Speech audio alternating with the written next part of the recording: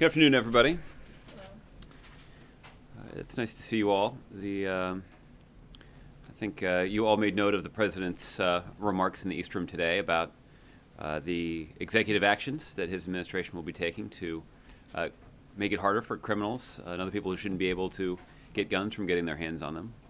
I have, for your convenience, thought to put a little reminder of the President's actions today. But given the President's robust remarks, I will spare you a topper. But certainly look forward to taking your questions about these steps or anything else that may be on your mind today. So, Darlene, would you like to start? Yes, thank you. The President talked about $500 million for expanding mental health treatment. Can you say what the source of that money is, and does it have to be in the budget that he's going to send to Congress next month? Well, I certainly would expect that many of the priorities the President discussed today will be incorporated into the budget proposal that he'll present to Congress next month.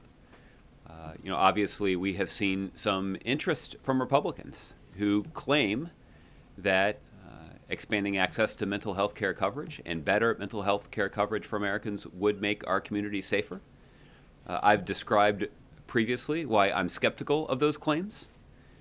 Primarily because Republicans are prepared for the 60th time later this week to repeal the very law that actually did more to expand access to mental health care coverage than any other law that's been passed in decades. That is Obamacare. But we're willing to call their bluff. And so the President is certainly serious about doing even more than we've already done to expand access to mental health care for people all across the country because there certainly is a reasonable prospect that expanding access to mental health care coverage would make our community safer. And we look forward to Republicans working with us constructively to accomplish that goal. You said you're skeptical of their claims. Is the President also skeptical of their claims for wanting more money and attention to be paid to mental health treatment? Well, again, I think if Republicans were serious about expanding access to mental health care, then surely they would be able to support those elements of the Affordable Care Act that actually do exactly that. There are millions of Americans that now have access to mental health care coverage that they didn't previously have access to because of the Affordable Care Act. And Republicans are attempting once again this week to vote to repeal that law. So it's hard to take seriously their claims that they're actually interested in ensuring that people have access to mental health care. But we're willing to call their bluff, test their proposition, and if they actually are willing to work seriously with the administration to invest $500 million in expanding access to mental health care, I'm happy to be proved wrong. Can you talk a little bit about what preparatory work may have been done either here at the White House through the counsel's office or maybe over at the Justice Department to prepare for the anticipated legal challenges to what the President announced today? Mm-hmm. A lot of this legal work, a lot of the legal work on this issue was done at the Department of Justice, and that's why you heard the Attorney General talk about many of these measures on a conference call last night. There certainly were White House officials who were involved, and I would like to take this opportunity to single out a couple of White House officials who don't get a lot of attention, but were certainly instrumental in the successful implementation of these actions. That is Michael Bosworth, who serves as the deputy counsel here at the White House, and Natalie Quillian, who serves as a senior advisor to the White House Chief of Staff. They were both the points of contact here at the White House for the development and implementation of this policy. And a lot of the steps that the President was able to announce today is thanks to the good work of those officials here at the White House, working closely with the legal experts at the Department of Justice, who, as I mentioned yesterday, were focused on producing recommendations to the President that were well within his legal authority as the President of the United States, but also effective in trying to address some of the problems that exist in the current system. So, as the work was being done to sort of figure out what he could do, the administration was also preparing for legal challenges. I mean, it was sort of a two-track? No, I wouldn't describe it as a two-track process. I would describe it as a process whereby attorneys at the Department of Justice were looking for ideas that would address the problem that we have identified, which is that right now it's too easy for people who shouldn't be able to get guns to acquire them. It's too often guns fall into the wrong hands. And we need to do more to keep that from happening. And keeping that from happening would make our community safer. So that is the problem that the lawyers at the Department of Justice were focused on trying to address. But they wanted to be sure that any of the prescriptions that they put forward would be well within the President's legal authority as the President of the United States, as the head of the executive branch. Finally, can you describe for us any other time when you've seen the President be as physically emotional as he was today? It sort of goes against everything we know about the no trauma Obama persona, stereotype of the President. An issue, an occasion, something that has moved him as he was so physically moved today. Well, Darlene, the President has talked before about how the violence at Sandy Hook Elementary in December of 2012 was the saddest day of his presidency. That's saying something. He served as president for almost 7 years now.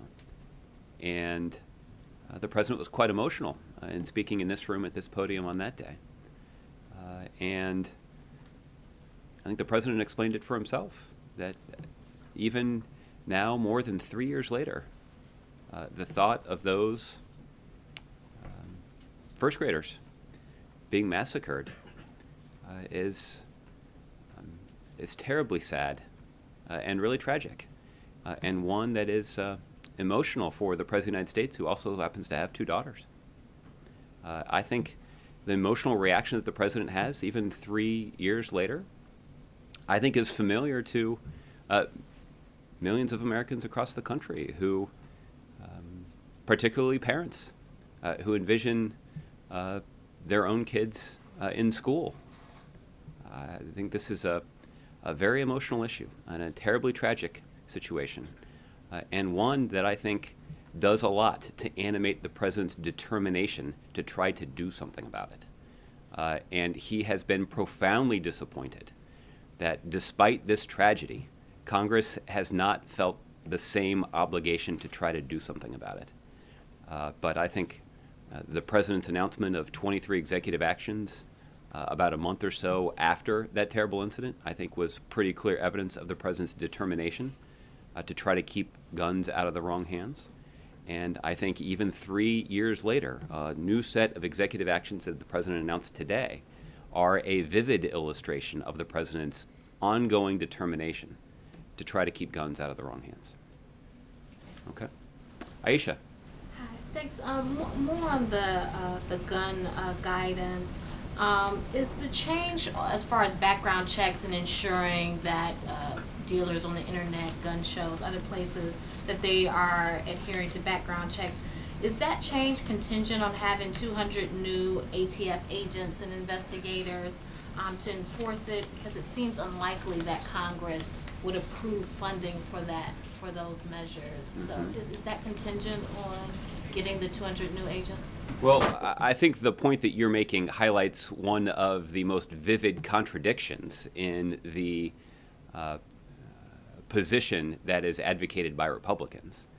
Many of the statements criticizing the President's executive actions that littered all of your inboxes today have noted the need for the federal government to more effectively enforce the law that's on the books.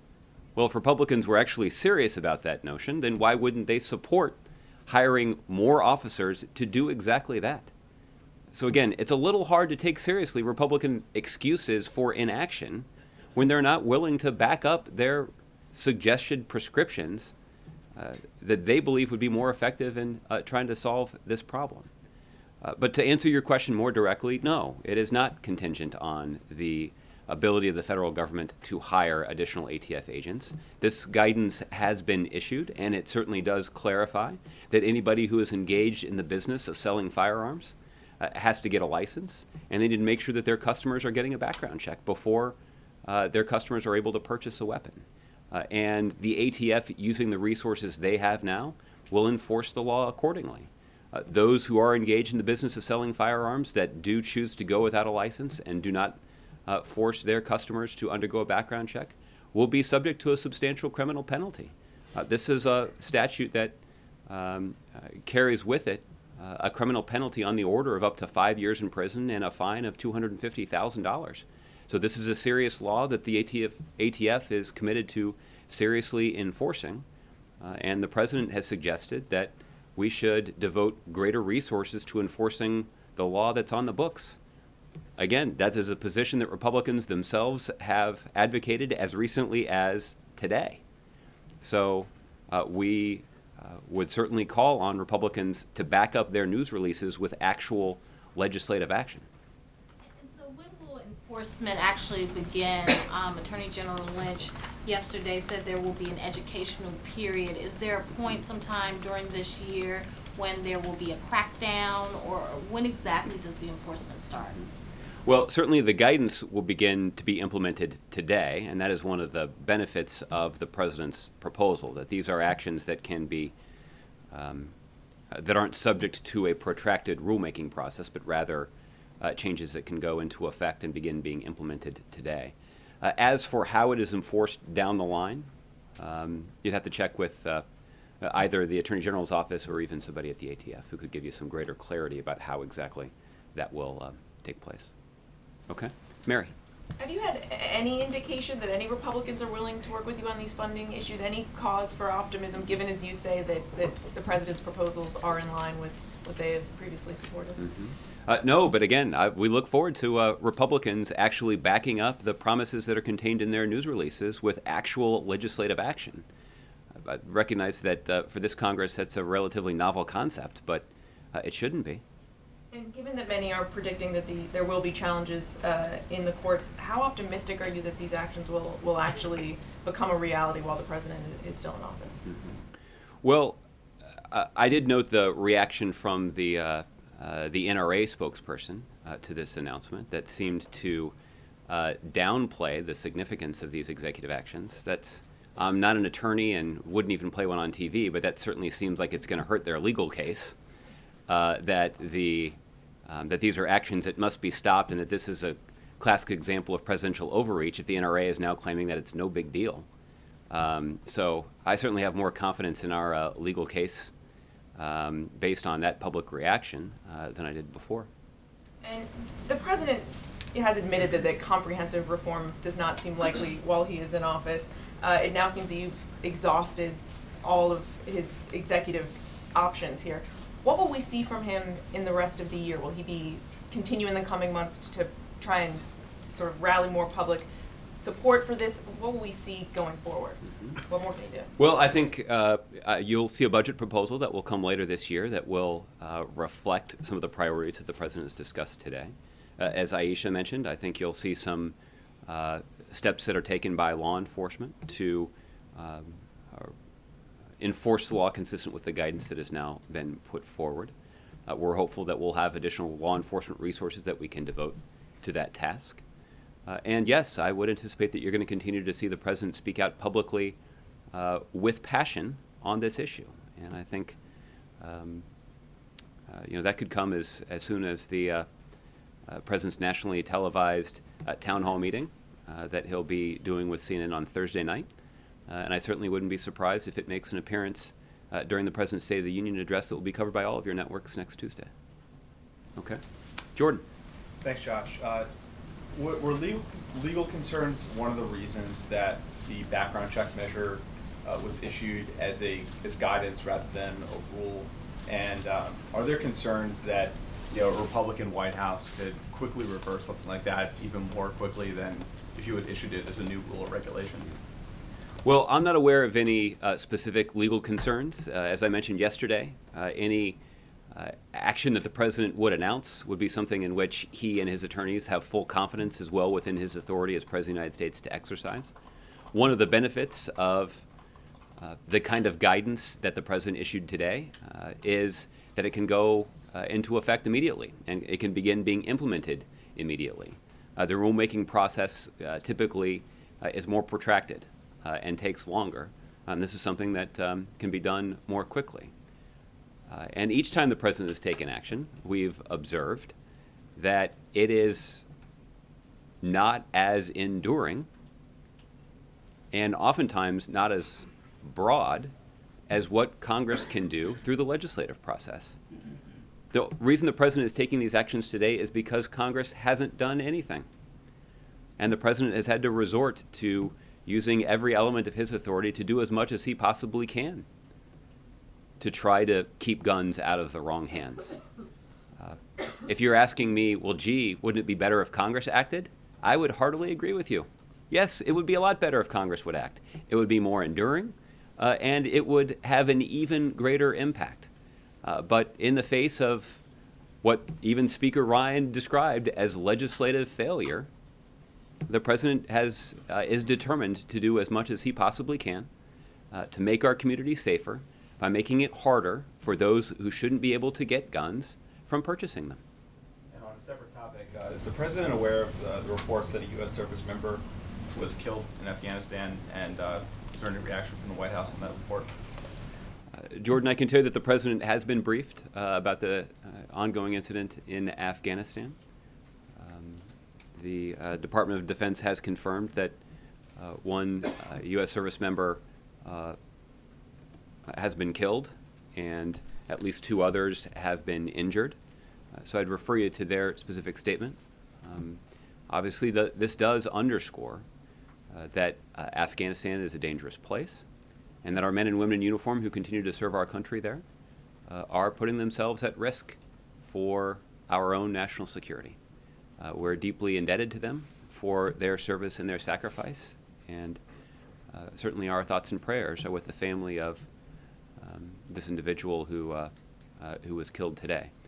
For more details or updates on the situation, though, I'd refer you to the Department of Defense. Okay. Jim. Josh, why do you think Republicans believe the president is so hostile towards the Second Amendment? I think because, I guess you'd have to ask them, but You could hazard a guess. if I would hazard a guess, it would be that it is purely politics. And why did the president elect to go with these executive actions? He could have come out at the State of the Union and called for a legislative package, tried one more time to bring Republicans on board. Why not that route? Yeah. Primarily, Jim, because we have seen, again, what Speaker Ryan described as legislative failure in this policy area. Time and time again, Congress has failed to act, even in the face of unspeakable tragic violence like what we saw in Newtown, Connecticut, but also in subsequent mass shootings. What we also see are the types of acts of gun violence that are similarly tragic, but now so common that they barely rate as news. And even those overwhelming numbers, 30,000 gun deaths in America every year. Over the last decade, 20,000, more than 20,000 children under the age of 18 have been killed by firearms. Hundreds of law enforcement officials have been shot and killed over the last 10 years.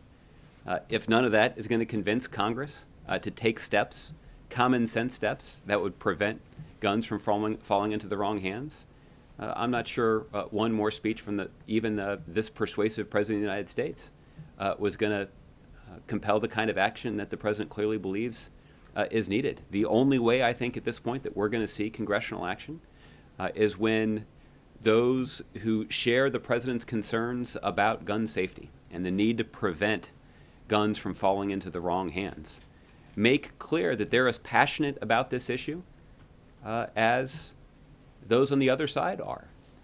The good news is that those on the president's side of gun safety far outnumber those on the other side of the debate. But what we need to see on this side of the argument is more passion. And I think the president's passion was on display in the East Room today, not for the first time, but certainly the most recent. And moving forward, I think the president is hopeful that he can inspire that kind of passion among those who agree with him. And again, there's a clear majority of gun owners and even Republicans who agree that some of these common sense steps, like closing the gun show loophole, are the right thing for the country and would make our country safer and could be successfully implemented without undermining the law-abiding, the constitutional rights of law-abiding Americans. And you're not maintaining that the president's actions today effectively closed the gun show loophole. You're not saying that he has administratively done what was attempted back in the previous Congress through the Manchin-Toomey Amendment. Because the guidance, it seems to rely on a lot of self-compliance, and it seems to rely on enforcement. It's not really saying everybody has to have a background check. It's not the same thing, it seems. Is that the right read on this? Well, as you've heard me say in a variety of contexts, executive action is not a substitute for legislative action. And the president taking this executive action today does not in any way absolve Congress of the serious responsibility that they have to take steps and pass legislation that would make it harder for criminals, domestic abusers, and even would-be terrorists from getting their hands on guns. Senator John McCain has sponsored legislation to close the gun show loophole precisely because he said that he knew that criminals and would-be terrorists were using that loophole to arm themselves. So this is not a controversial notion, and this is not an excuse. You're not saying that you've effectively closed the gun show loophole. I continue to believe, and the president continues to believe, that Congress must act. A congressional action, a piece of legislation, would be more effective, in part because, as you point out, it couldn't just be reversed by the next president. And so, yes, the president is as determined as ever to see Congress pass legislation. But again, the president is also quite realistic about how unlikely that is to occur in this Congress. But I certainly would expect that over the course of the next 10 months, that you'll hear the president make a forceful case for people who agree with him about the need to keep guns out of the wrong hands, that they should make their voices heard and their opinions on this issue known at the ballot box in November. And not just when they're voting for president, but also when they're voting for the representatives in Congress. Okay? Mark. Josh, are there any directives or executive orders or memoranda coming out along the lines of this gun policy?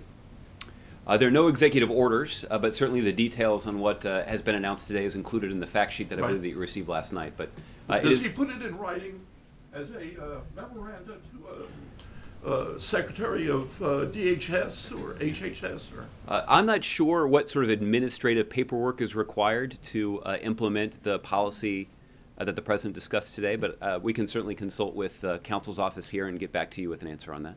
And Josh, does President Obama regret not having taken these actions years ago? Well, I think, Mark, I think the president certainly regrets that Congress didn't take the kinds of steps that the American public clearly supports. And certainly in the aftermath of Newtown, there was, even in the, look, what happened in Newtown was terribly tragic. And the one silver lining that I think the president and others hoped would come after that terrible event was that it would sufficiently tug at the conscience of members of Congress to take action that would prevent those kinds of incidents from happening again. That it was so graphic and what happened was so grotesque and so tragic that Congress could no longer ignore their responsibility to act. But yet that's unfortunately exactly what they did. And since that time, the president and his team have been looking for ways that the president could take additional action. But we've never suggested that that would be a substitute for congressional action. And we're going to continue to call on Congress to take the steps that we believe are necessary.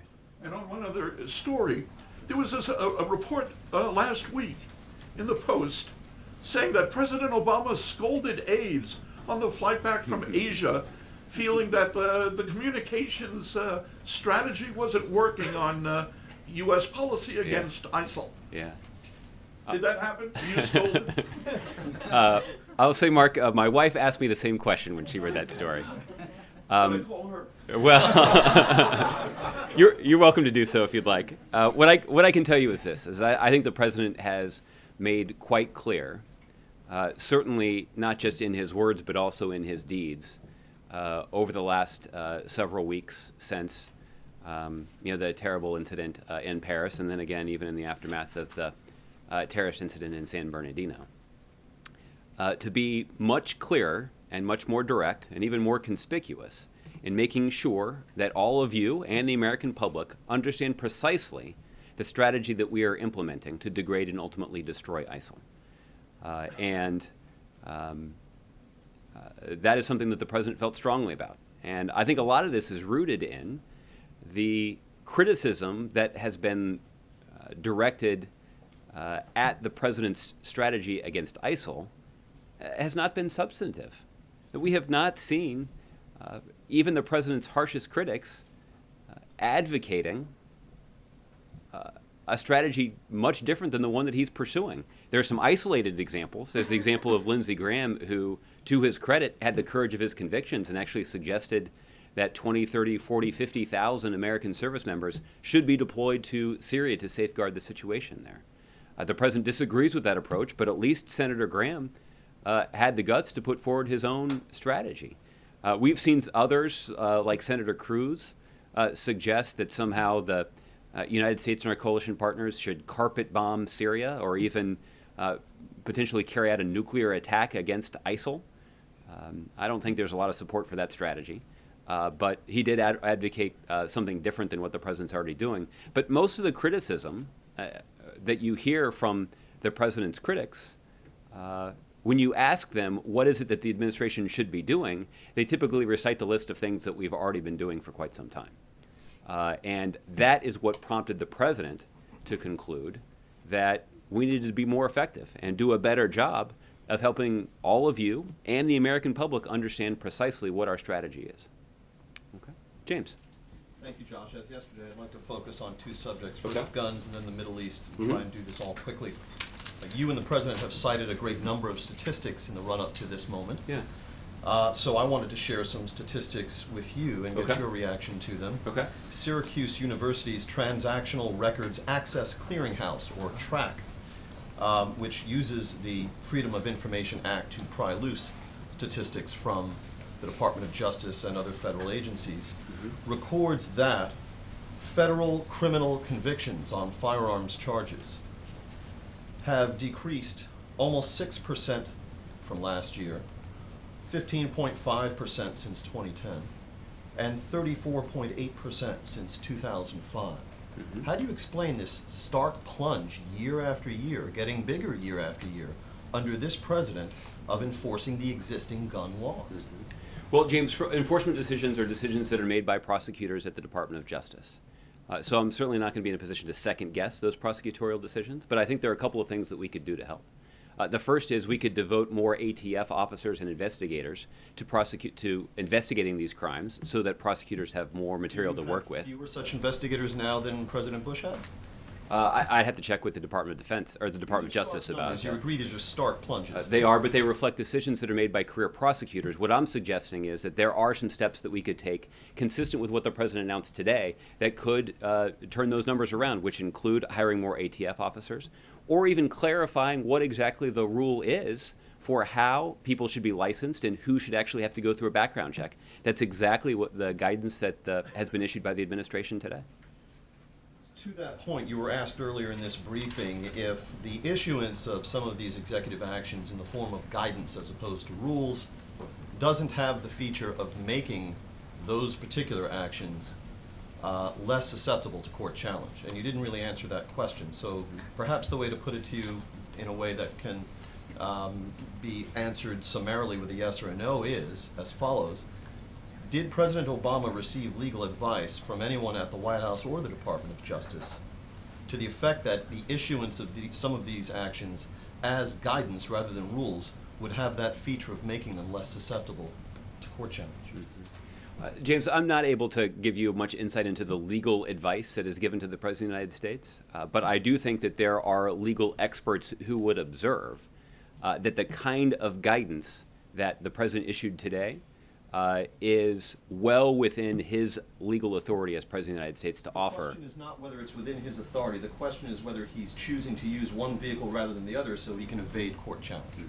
I think what I would describe as the chief benefit of the approach that the president has taken today is that it can be more quickly and effectively implemented. Last on guns. After the shooting of Congresswoman Giffords 5 years ago, which the president has been noting in some of his remarks lately, there was a kind of a national discourse on the national discourse about guns and whether it's appropriate to use words like targeting, killing, and so forth in the way we discuss not only the gun issue but all kinds of national issues. Today in his remarks, President Obama accused his political opponents on this issue, which he likes to characterize as the gun lobby, of holding the Congress and the American people hostage. Isn't that precisely the kind of divisive and violence-tinged language that the president himself inveighed against after the Arizona shooting? Well, James, the president is certainly not advocating violence, but I do think it is an apt metaphor for what exactly is happening right now. There are members of Congress who are quite concerned about the political influence that is wielded by the gun lobby, and that is the most powerful explanation about why they have refused to take action. If there is a more principled one, I'm open to hearing it. But given the toll that we know that gun violence has taken on communities all across the country, this is not just violence that has occurred in Democratic congressional districts across the country, that there are Democrats and Republicans all across the country who have been affected by gun violence. There were Democrats and Republicans standing on that stage with the president today and in the audience today who are concerned about this issue. And that is the point. The president wants to rally the American public to encourage Congress to respond. Very quickly on the Mideast. Yesterday, from the podium, you called on both Saudi Arabia and Iran to de-escalate their conflict. And you mentioned calls placed and pending by Secretary of State Kerry. Is there any evidence that those calls have been heeded today? Well, again, for positions or announcements that may be planned by the Iranians or Saudis, I'd refer you to them. Do you Certainly. notice a de-escalation today is what I'm asking. Well, again, I haven't heard any new announcements from them that would appear to inflame or escalate the situation. But this is not something that, again, we're going to judge based on 24-hour increments, but rather over the long term, can this decades, centuries-long sectarian conflict in this region of the world that is being fueled by the leaders of these two countries, that is having a terribly destabilizing influence on the entire region, can they change that path? It's not in the interest of either of those, the leaders of either of those countries or the citizens of either of those countries, to continue to destabilize the region so violently, to continue to foment the kind of violence that often leads to radicalization and terrorism. It certainly is not the kind of path that is going to lead to greater economic prosperity for their citizens. So that's why we believe that we've got a strong case to make when we can go individually to the Saudis, with whom we have a close and strong relationship, but even when we're making a case to the Iranians, with whom we do not even have official diplomatic relations, that it is within their interest to try to change the path that they're currently on. And we won't be able to judge within 24 hours whether or not that message will be received or adhered to. But we're certainly hopeful that they'll get the message, or at least arrive at that conclusion. Lastly on Iran. On December 7, my Fox News colleagues Jennifer Griffin and Lucas Tomlinson broke an exclusive story reporting that back on November 21st, Iran had conducted a second illegal ballistic missile test. The United States government has yet to confirm that this second test occurred. Are you ready to do so now? I'm not, but if we have more information about those reports to share with you, we'll follow up. Thank you. Okay. Byron. Thanks, Josh. Two forward-looking questions for you. The first of which is, can you give us a general idea of what else is on the president's agenda for this upcoming year, and whether there's anything in there that might perhaps have some political benefits, rallying Democratic voters or getting them excited for the upcoming 2016 election? Well, let me take some liberties with your question in one way, which is to say that there is a high priority of the president's for this year that may not rally the Democratic base in the way that you described, but certainly has shown some important political momentum just in the last couple of days. And that is the Trans-Pacific Partnership Agreement that was completed at the end of last year. It was endorsed yesterday by the National Association of Manufacturers. This is an organization that typically does not endorse priorities of the Obama administration, but I think is a clear example of how even Democrats and Republicans can agree that the Trans-Pacific Partnership would do good and important things for the U.S. economy. Just today, the Business Roundtable announced their endorsement for the Trans-Pacific Partnership. This comes on the heels of endorsements from the Farm Bureau and other business organizations that are not typically aligned with the Obama administration, who announced their support for this proposal at the end of last year. So that certainly is an administration priority. I think we are realistic that there is some deeply entrenched opposition in the Democratic Party to these kinds of measures. But there is bipartisan support for them in the Congress, and we're looking forward to making that case, and we are pleased to have the assistance of some influential Republicans in making that case. But something that is more focused on what Democrats can support. I mean, there are a range of things that. Well, let me go to the next sort of legislative priority, which would be criminal justice reform. There are a lot of Democrats across the country and in Congress that are enthusiastic about the prospect of reforming our criminal justice system in a way that will both make our communities safer, but also make our criminal justice system more just. And I think that progress in passing legislation that would do that would be warmly received by Democrats across the country, I believe. The president's certainly going to continue his advocacy on a range of economic issues that the president knows would benefit middle-class families in the United States, and certainly those families that are trying to get in the middle class. We're going to move forward on implementing the Affordable Care Act. We're certainly going to continue to encourage Congress and officials at state and local levels across the country to raise the minimum wage. Right now, the federal minimum wage, if somebody is trying to raise a family of four and working full-time, making the minimum wage, they're trying to raise that family below the poverty line. That certainly is not consistent with our view that in this country, if you're working hard, that you should get a fair shot at success. So the president wants to make those changes, and would like to see some of those changes made. There's some other things that we believe can be done to make our tax code more fair, to close loopholes that only benefit the wealthy and well-connected, and make sure that we're investing the proceeds from those reforms into the kinds of things that benefit everybody, like a more modern infrastructure.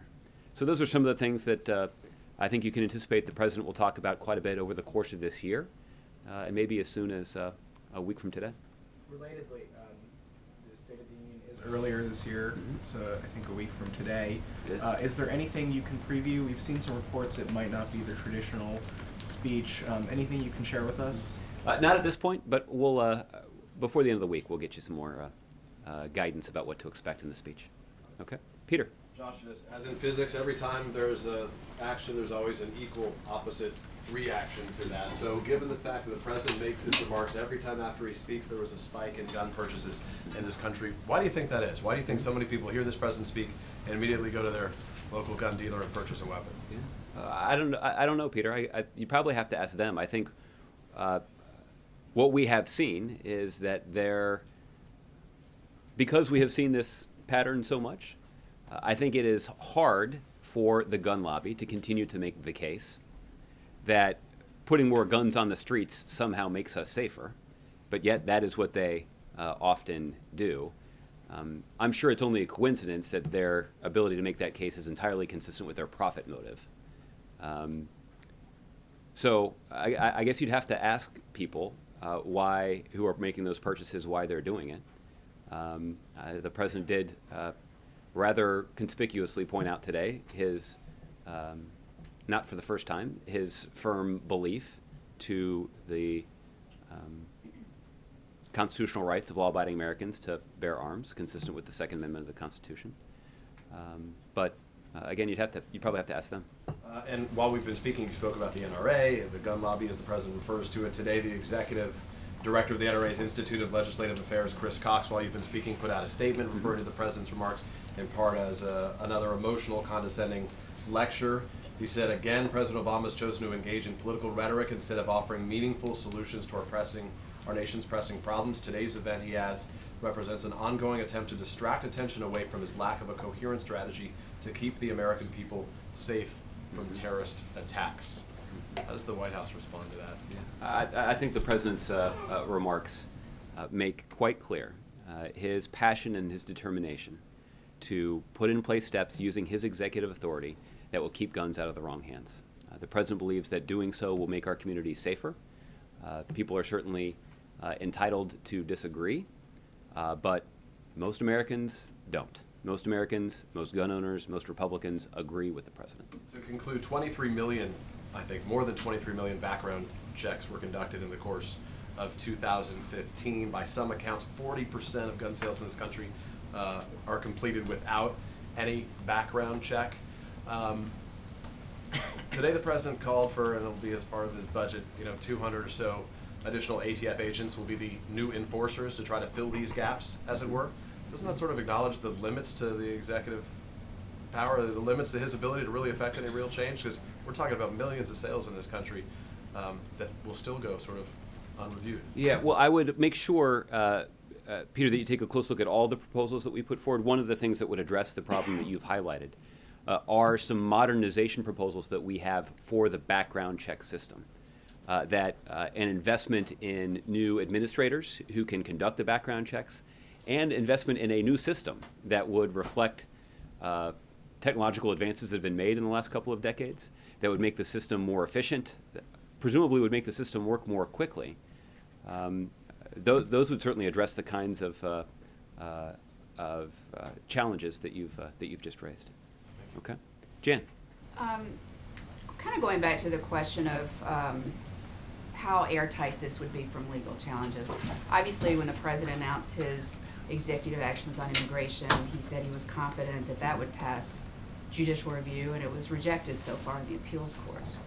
So did his legal team or did the president himself really take lessons from that setback in the courts to advance a more limited approach here that they believe may pass judicial muster? Mm-hmm. Well, let me take that in a couple of different ways. The first is I wouldn't describe this as a limited approach. I would describe this as an approach that reflects the extent of his authority under the current statute, and that is what I think why we would describe these as pretty robust actions that would make it much harder for those who shouldn't be able to get guns from being able to purchase them. So that's the first thing. Second is we've been very mindful of the fact that our political critics and in some cases opponents on this issue were prepared to go to great lengths to try to use the legal system to block the implementation of these actions. And I continue to be confident that they will try to do that. I also continue to be confident in the legal power of the arguments that we'll be able to make about how these actions fall well within the president's authority. And again, it does strike me that the public statements from the NRA thus far significantly undermine, I think, any sort of legal claim that they would have, that this is some sort of gross infringement on the Constitution, if they're out there on the record saying it's no big deal. I'm not sure they can have it both ways. When you were talking yesterday about the president, this kind of serious study to see what would be within his authority to do. What was his legal team, kind of influenced at all by some of the rulings, the recent appeals court ruling that said that he went too far on immigration? Was he concerned, or was his legal team concerned that result would happen with this executive action? Well, we continue to have a lot of legal confidence in the arguments that we'll make later this year before the Supreme Court about the president's authority to reform, or about the kinds of reforms that we proposed to the immigration system. But look, this is not a legal strategy that started with the immigration issue. We saw repeated Republican challenges. There's even one that's ongoing now to the Affordable Care Act, something that was signed into law by the president almost 6 years ago. Time after time, even going all the way to the Supreme Court, as you've covered quite closely, these are our arguments have held up. So we are mindful of the lengths that our opponents will go to try to prevent the president from using executive action in this way, even common sense steps like the president is proposing today. And so we've been mindful of that at every stage of the process. And I think, frankly, that would be true even if we'd won the appeal at the level of the Fifth Circuit on immigration reform. And then I guess when you talk about the statement from the NRA, I mean, do you expect lawsuits? Well, I will certainly not be surprised if there are legal challenges that emerge to this executive action, but I continue to be confident, as the entire administration is, that these actions fall well within the legal authority of the President of the United States. And then finally, you know, when you're talking about this sounds like any opposition will be purely politics. I mean, in parts of the speech, I mean, the president is saying, you know, if you love your kids and your country, then have the courage to vote. I mean, going so far as to say that vote gun rights supporters out of office. How is that not political? Just as, you know, you're saying the opponents are. Well, I'm not denying that this is a political problem. The president has acknowledged this before. The failure of Congress to act, even on measures that are strongly supported by the vast majority of Republicans and gun owners, I think is an open and shut case when it comes to political dysfunction in Washington, D.C. That's the point that the president is making. And in order to see that change, we're going to need to see more people be engaged in the political process to solve that political problem. And this is something the president has observed on previous occasions, and he reiterated that observation again today. But I mean, it's making this in some ways a political issue going into the campaign. Is that part of what the president is hoping to see as he starts this conversation on gun control, that it is going to be an issue in the campaign and voters will vote gun control opponents out of office? Well, Again, I'm not going to predict the outcome of the election, but I will feel confident about our political prospects if we can mobilize those Americans that agree with the President of the United States on this issue. We know there's a lot of passion out there on this issue, but on both sides. But we need to make sure that the passion on the side of people who agree with the president, that we need to do more to keep guns out of the wrong hands, those people need to be mobilized. We know that they far outnumber the people on the other side of the issue. The polls indicate that, whether you slice and dice the numbers by region or by political party, by age, or even by gun ownership, that a majority of Americans agree that it is a common sense step to make sure that everybody gets a background check, even if they're purchasing a gun at a gun show. That's something that even the previous Republican president who was reelected advocated. So this is but yet in the face of all of that, in the face of terrible real-world consequences of congressional inaction, and in the face of public polls that indicate that the American public strongly believes that action is necessary, Congress hasn't done anything.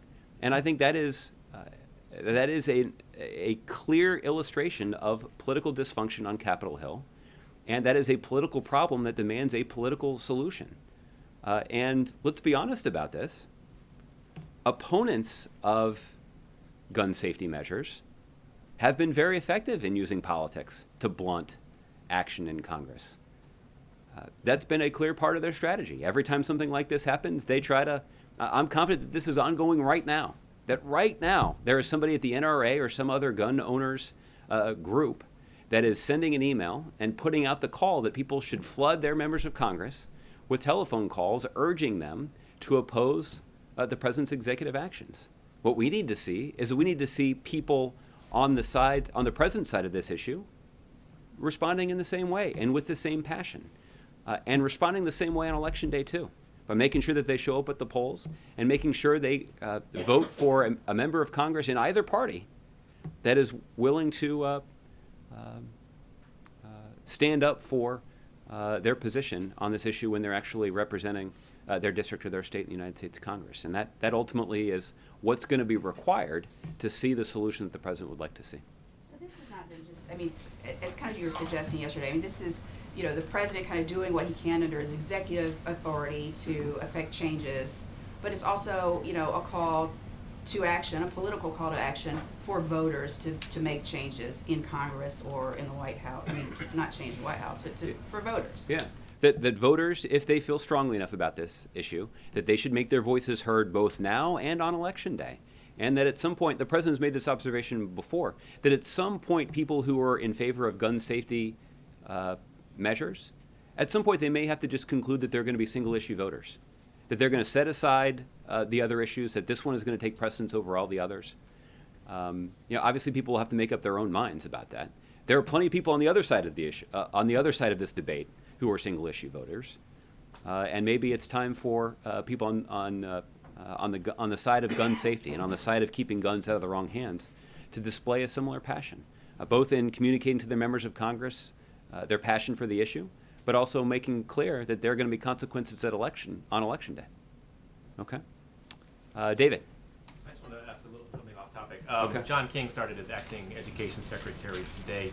Mm-hmm. We're hearing that he may end up remaining in sort of the acting role for the full year. Is that true?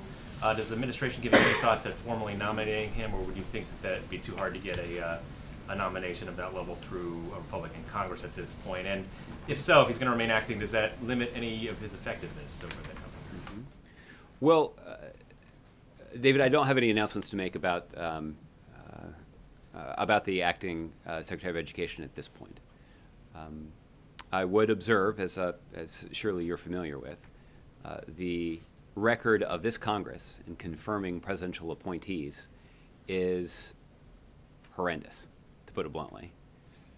Even people who serve in non-political positions or have been appointed to serve in non-political positions, nonpartisan positions, have been mindlessly blocked by Republicans in the United States Senate. And let me just go to my favorite example, because it is one that is utterly indefensible. Adam Zubin is a financial expert who served presidents in both parties.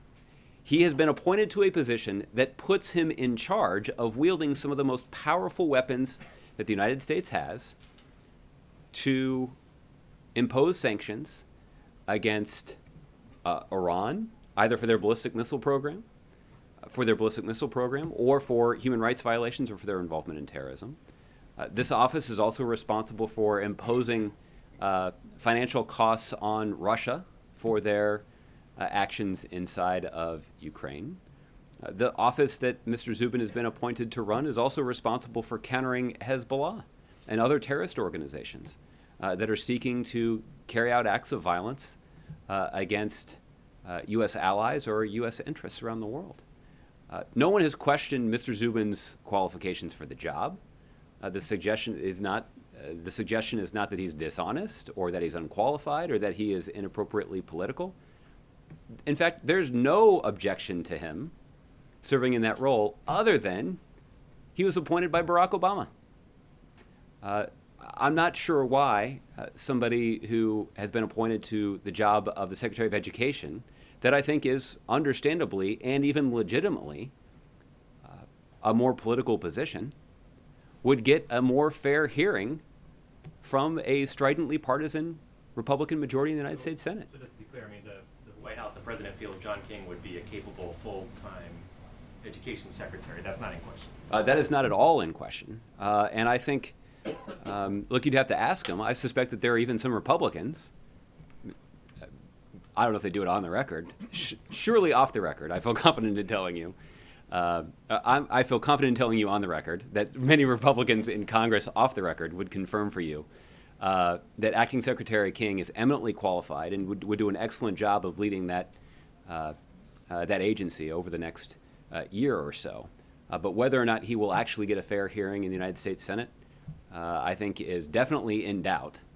But we'll have to see moving forward about whether or not we choose to appoint him to the job. Does that put any limitations on an acting secretary versus a full-time secretary in that sense? Mm-hmm. I mean, in ability to do his job or to be effective or to be listened to? Well, I certainly think when you're put in charge of an organization as large as the Department of Education, that it is helpful and you can be more effective if it is quite clear that that you've earned the approval of a bipartisan majority in the United States Senate.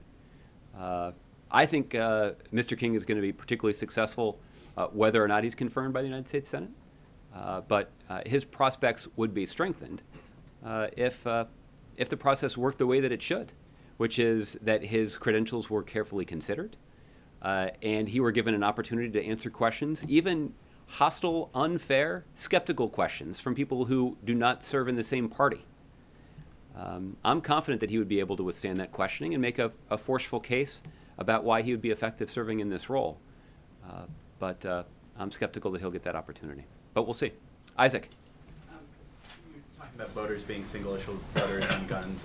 Is the president willing to be a single-issue voter on guns? Will he make decisions about his campaign, who he campaigns for, based on that? That's an interesting question. I haven't talked to him about it. I think that you've seen the president be quite passionate about this issue, and I think you have seen him acknowledge that we're going to need to see more conviction on the parts of voters and political activists who share the president's view on gun safety, included in the political process if we want to see Congress take the kinds of steps that we'd like to see. But I don't want to make a formal declaration here without having spoken to the president about it. But maybe there'll be an opportunity for you at some point to ask the president that question.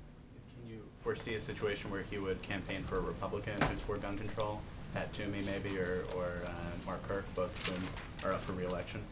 Well, as the president noted today, the president certainly gave Senator Toomey credit for what he had previously done on this issue. I think there are a lot of other things on which the president and Senator Toomey disagree. So it's hard to imagine a scenario where the president is willing to campaign for Senator Toomey, given the significant differences that they have on a whole bunch of other issues that the president also feels passionately about. But again, I guess maybe this is the other way to answer your question, which is the other thing that single-issue voters do is they give credit where it's due. And Senator Toomey, to his credit, did step forward 3 years ago to co-sponsor bipartisan legislation to close the gun show loophole.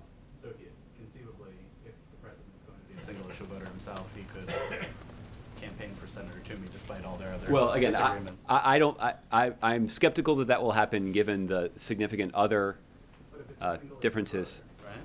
Yeah, but I mean, would the president say to single-issue voters in Pennsylvania, or that they should be single-issue voters and re-elect or vote for Senator Toomey because of where he was on gun control, even though they may disagree with him on all those other issues that the president also disagrees with him? But here's the thing, Isaac. I suspect that Mr. Toomey's Democratic opponent, once he has one, will have at least as good of a record as Senator Toomey does when it comes to gun safety and keeping guns out of the hands of those who shouldn't have them, if not a better one. And we'll see. I know there's a contested primary in Pennsylvania, but I feel pretty confident that that a Democratic candidate that he faces off against will be someone who has has in their own right a strong record on these issues. Okay, one other thing. When in October, Hillary Clinton spoke about some gun control measures that she'd like to see, at that point that she wanted to see, and one of them was this gun show loophole question. People in the administration seem to dismiss that as something that would work then. I'm wondering what changed in the intervening time. I'm surprised to hear you say that that people were dismissive of it. There was this it can't really work. Yeah. Well, I'm not sure who those people were. Maybe they didn't understand the question, or maybe they didn't know what they were talking about. Gardner. Can you just sort of give us another update on the Iran-Saudi disagreement and how it affects U.S. interests in the Syria talks and in the anti-ISIL effort. There's been obviously a couple of days has passed since this this breach has happened. Are you yet seeing problems crop up in these very strong U.S. interests around both the Syria talks and around the anti-ISIL efforts? I have a few questions. But Okay. Well, let me. I think the short answer to your question is no.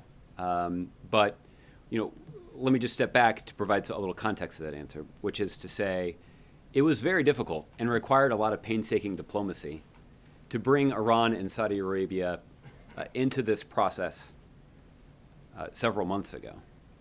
There were already sufficient differences between those two countries that it was very difficult to get them into the same room.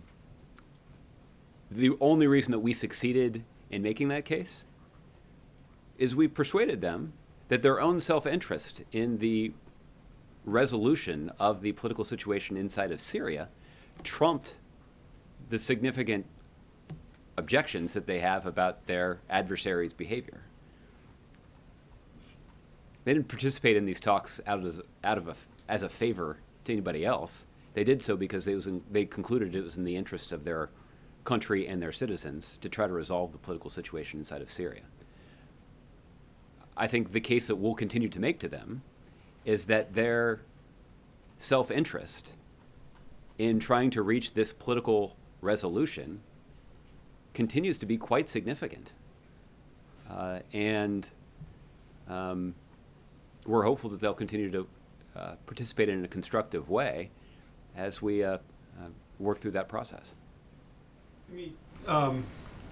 The issues in Southern Oregon right now with the group that's holding hostage, perhaps that's bad language, but the building there, there is concern that what is the administration doing in terms of monitoring that? If you are not actively monitoring that at the Homeland Security Department and elsewhere, there is some criticism that this administration is not taking domestic extremism as seriously as it takes foreign extremism, and why aren't you doing that? Yeah.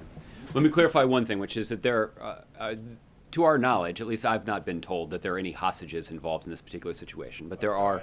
That's okay. Mistakenly used that word. That's okay. Yeah. I just wanted to clarify Yes, to sir. make sure that we're on the same place on this. Let me also just assure you that this is something that that law enforcement officials take quite seriously. The FBI is responsible for enforcing the law and ensuring that the law is followed. And they're working closely with state and local officials to respond to this particular situation. Let me also just be blunt, Gardner, about something else, which is it's not exactly clear what the motives or intentions are of the individuals who are involved in this particular situation. The speculation by some is that it's politically motivated. And I certainly wouldn't want to say something from here that could be construed as inflaming that situation. So that's why over the course of the last 24 hours or so, I've been quite circumspect in discussing this issue, primarily because we're hopeful that law enforcement officials who are responding and closely monitoring the situation and take it quite seriously will be able to succeed in resolving it peacefully. Okay, one last. The videos of Anwar al-Awlaki on YouTube have repeatedly turned out to be a factor in radicalizing supporters of al-Qaeda and ISIS in the U.S., from Boston to San Bernardino. Does the president have any regrets about ordering the killing of al-Awlaki, since it is now clear that his death has given him the authority of martyrdom? And what does the president think about calls for YouTube and other platforms to take down his material, his early mainstream lectures on Islamic history, as well as his calls for attacks after joining al-Qaeda? Well, let me say a couple of things about that. As the president has discussed, Mr. Awlaki was someone who was an active leader of a terrorist organization and was involved in operational planning against the United States and our interests. So it is not just the spreading of propaganda and, in some cases, outright hate speech that totaled our concerns with his actions.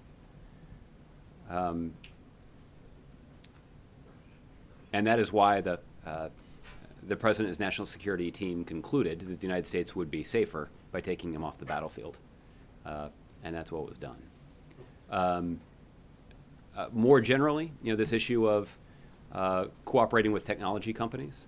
This is, part of the discussion that that we had last month, and there is ongoing work by the administration and by technology companies to take a look at the most effective way for us to deal with these kinds of situations. Obviously, we need to protect free speech and free expression, but at the same time, these technology companies don't want to see their tools used to propagate hate speech and inspire people to carry out acts of terrorism against innocent civilians.